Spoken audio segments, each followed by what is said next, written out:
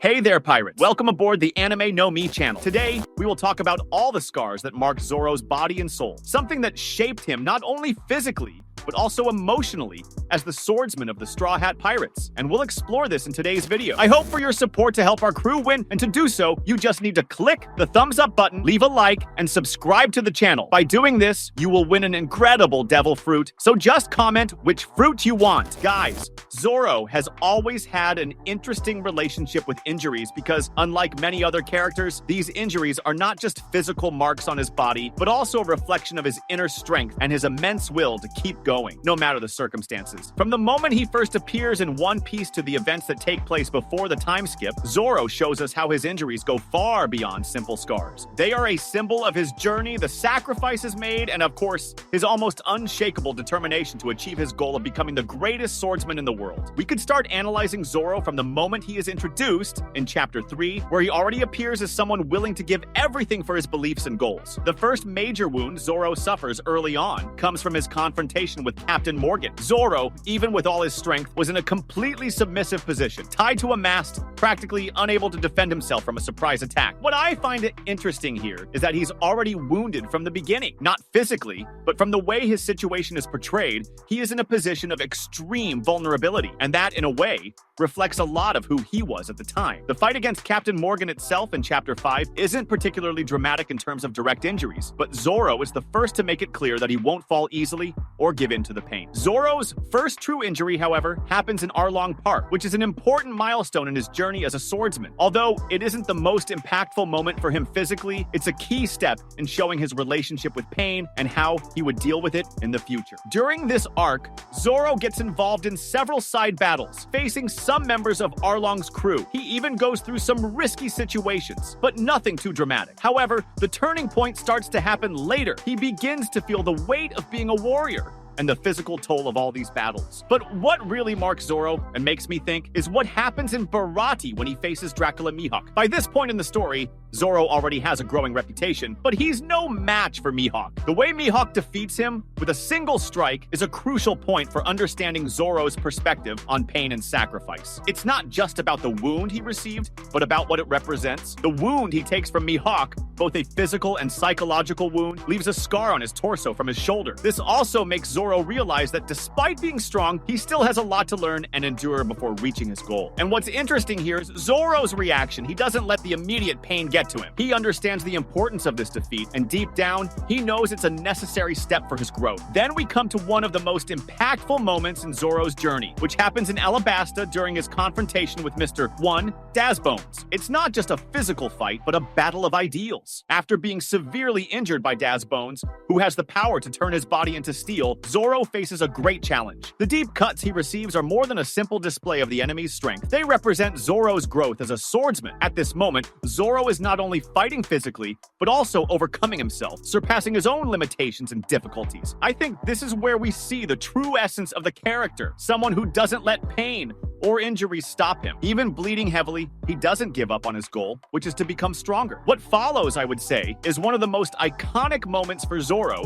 before the time skip, the battle in Thriller Bark. Zoro finds himself in a completely hopeless situation after the battle against Gecko Moria. At this point, what really stands out is Zoro's attitude toward pain. He is not only gravely injured, but he also places himself in an extreme position of vulnerability when he decides to protect Luffy. The wound he receives from Gecko Moria could have been fatal, but Zoro, in a display of loyalty and strength, chooses not only to face the pain, but also to sacrifice himself for his captain. What makes this situation even more impressive is that Zoro doesn't show weakness, but remains firm, with his only concern being to protect others, even if it costs him his own life. And of course, this attitude is a reflection of the person he has become, someone willing to face any adversity and overcome any injury to achieve his goals and protect his friends. One cannot ignore the role these injuries play in Zoro's development. When he finds himself in situations where suffering is constant, like in the battles against Mihawk, Dazbones, and Moria, he not only grows physically, but also mentally. These moments of pain and sacrifice become formative moments that shape his view of the world and how he faces his own limits. Zoro, through these episodes, becomes increasingly resilient, and his injuries represent not only the challenges he faces, but also the internal victories he achieves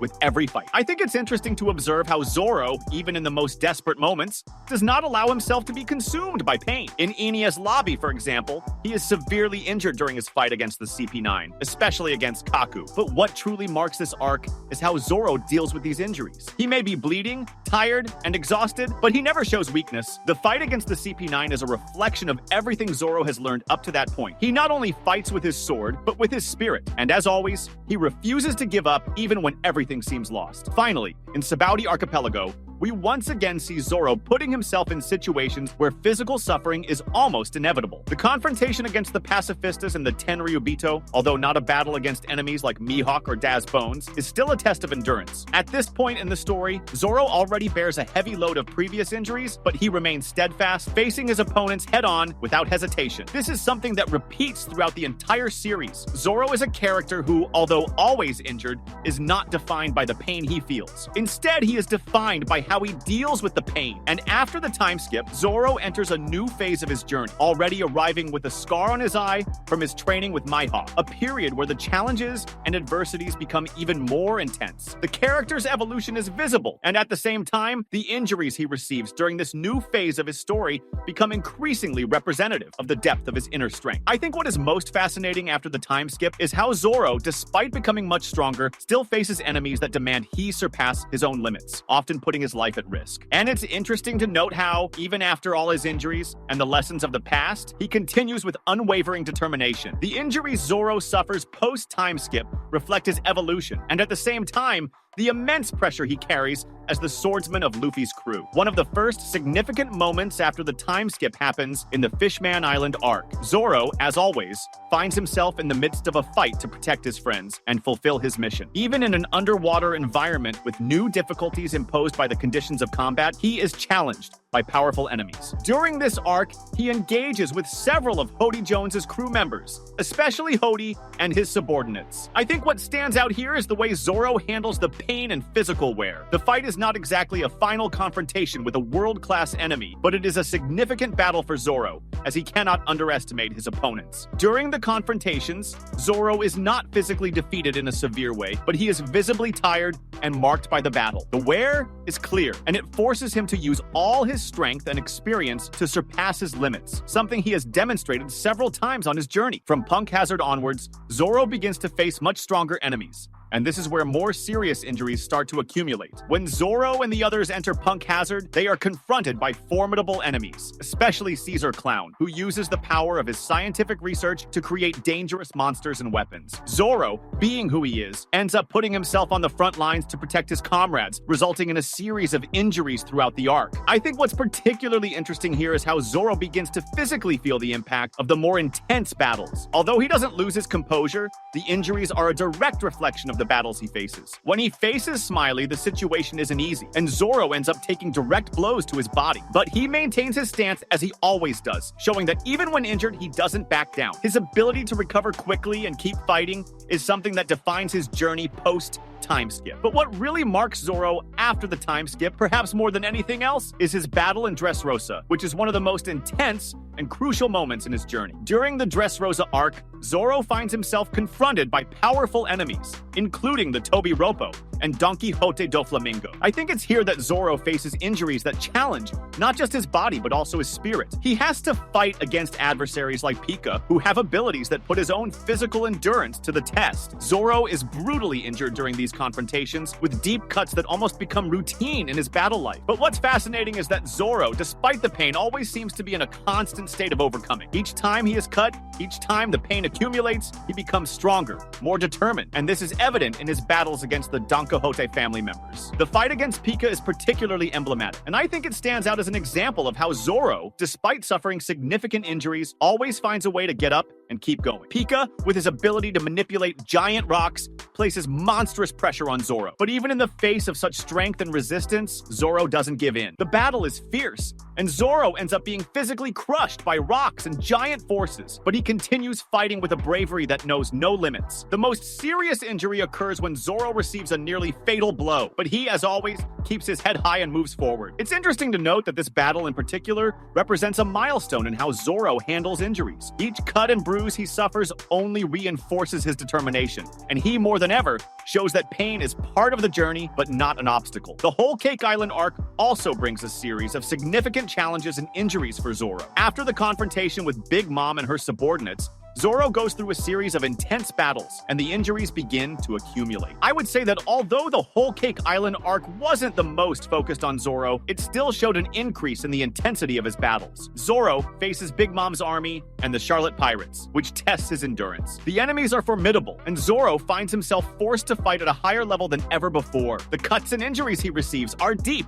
but his determination, as always, keeps him going. And as is typical of Zoro, he never shows signs of yielding to the pain. Even when in a difficult situation, he never backs down, never hesitates to continue fighting for the crew and for his goals. However, I think it's in the Wano arc that Zoro faces some of his most severe and challenging injuries. The Wano arc is one of the biggest challenges he's faced up to that point, and the enemies are simply overwhelming. Zoro faces the Yonko, including Kaido and Big Mom, as well as the feared Wano samurai and the Toby Rappo. During this arc, Zoro suffers a series of injuries that, under any other circumstances, could have been fatal, yet he keeps moving forward. The most notable moment happens when Zoro fights Kaido and Big Mom in one of the most intense battles of his journey. Zoro is gravely injured during the confrontation, but what I find interesting is how he deals with it. He receives deep cuts and practically overloads his body with severe damage, but his willpower is so strong that he continues to fight, not only physically, but also spiritually. He's at his limit, and this fight represents the peak of what Zoro can endure. The fight against Kaido is a defining moment for Zoro because despite the injuries he receives,